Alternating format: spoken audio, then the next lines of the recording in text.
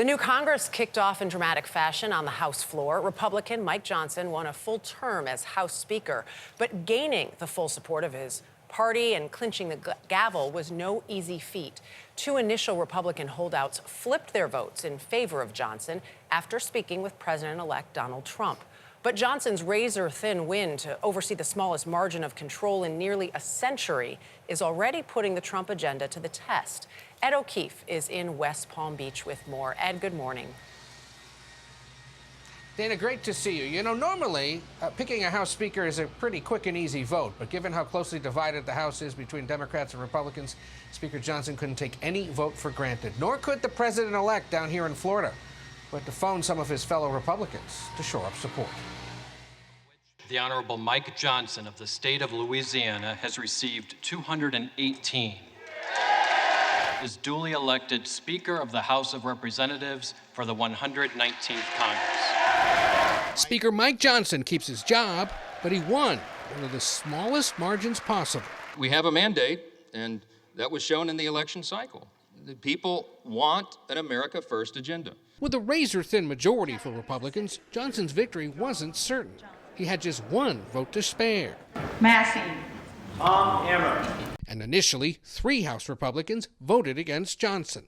Kentucky's Tom Massey, South Carolina's Ralph Norman, and Texas Congressman Keith Self. Opposed to the large spending bills passed in recent years, they voted for someone else.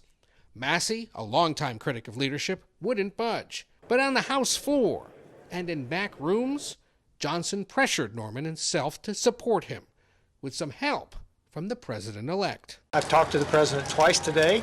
We've had lively discussions. Donald Trump had backed Johnson and expected rank-and-file members to fall in line. But they wanted assurances Johnson would stick to fiscally conservative policy as Republicans start enacting Trump's agenda. Mike gave us his assurances he's going to fight for the things we think are important for the country. And was it worth taking another hour? Yes. Eventually, Norman and Self switched their vote, putting Johnson over the top. Now, congressional Republicans turn to raising the debt limit, avoiding another government shutdown in March, enacting new border security and immigration restrictions, and new tax cuts.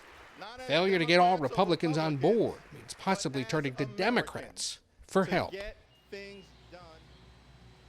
So as Donald Trump prepares to become president again, now he has to turn his attention back to some legal matters, because the judge in that so-called hush money case up in New York declined to dismiss the case and has now ordered President-elect Trump to appear in court next Friday for sentencing. He can show up either in person or virtually, and is set to face what's called an unconditional discharge, meaning he'll be a convicted felon in the eyes of New York state law, but won't serve any more jail time or have to show up in court at all. Trump's spokesman called the ruling deeply conflicted and said Trump must be allowed to continue the presidential transition process and to execute the vital duties of the presidency without worrying about legal cases.